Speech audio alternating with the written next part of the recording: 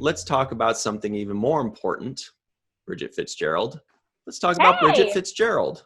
Woo! Thank you. Thank you. How exciting. Woo!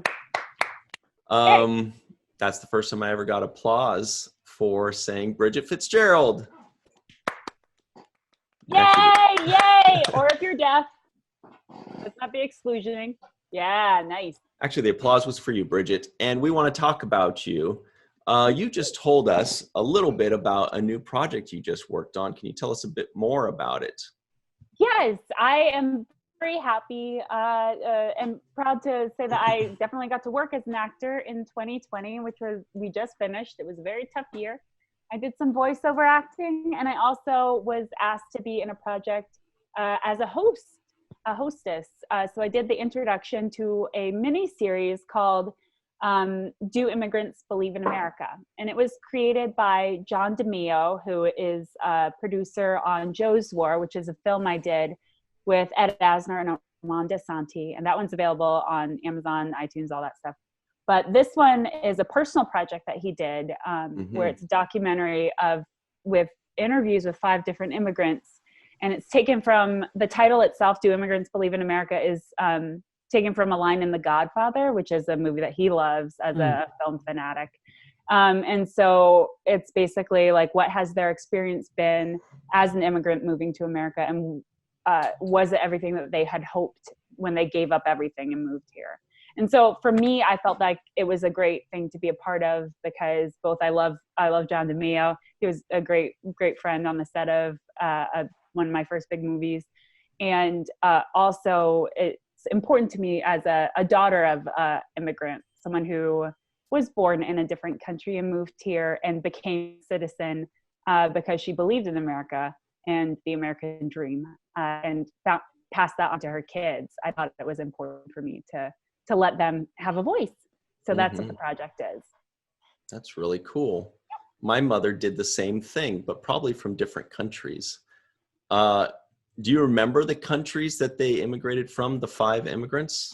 I don't off the top of my head. Oh, unfortunately, when as an actor in a piece, sometimes you only get certain parts of what your part and not the rest of what's going on. So I only got my section, as well as I believe the woman was from Colombia. It's the first episode of the documentary series. So I got to see that as kind of like to get a sense of tone before I recorded my portion.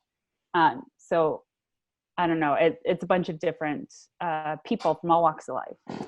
That's awesome. That's available now? Yeah, it's available on Vimeo. There's, if you just search for Do Immigrants Believe in America, Vimeo, it'll pop right up. Or if you go to facebook.com/TheSmileyBridge, which is my Facebook page, then there's a link to it there too. Or if you just check the description box below, I bet there'll either be that link or a link that directs us to your social media, which will direct us to that. Perfect. So just check that out. Yeah. If you want. Keep it simple for everybody. Very simple, but yeah, I'm very proud to have been a part of that one. In a tough year, it was nice to help on something that I believe in on several levels. What was the voiceover about? What was that? Oh, I upgraded my home studio on advice of my voiceover agent, because she said, during this year, 2020, there's no way to predict, but I expect a lot of work is going to be done from home.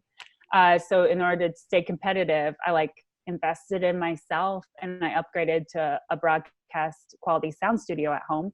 And then I got work for it at radio commercial that I did. So that's exciting. So if you hear someone who sounds like me and is making you laugh in a major grocery retailer spot on the radio, then that's probably me. Do you have a radio voiceover voice? Do you say oh, here I am, blah, blah, blah. Okay, time to record. Hello, world, or something like that? Or do they just say, no, just we like your voice? A lot of times nowadays they just kind of want your regular voice. They don't want do you do an NPR whisper voice? Well, I do several character voices. I will say that. And I've been a cartoon a couple times, which is the coolest experience for sure. But as far as like what I sound like, I agree with you that Ryan, like they usually say, we want an announcer that's not too announcery, or we want nothing that sounds too professional. We want it to sound like you're talking to your friend or whatever. So it really depends, because sometimes they want something with more polish, in which case I do have a bit more of a presentational voice because I've done hosting work, or stuff that's more like how I normally sound, which would be exactly like this. So coincidentally. Weird. Wild. I think what Ryan's getting at is he wants to hear your announcery voice. Okay. Okay. Sounds fun. All right. Well, coming up next, we've got a great lineup here on Watch the First. You're going to be watching the first of everything with your hosts, Michael Kenyon Rosenberg, and this guy.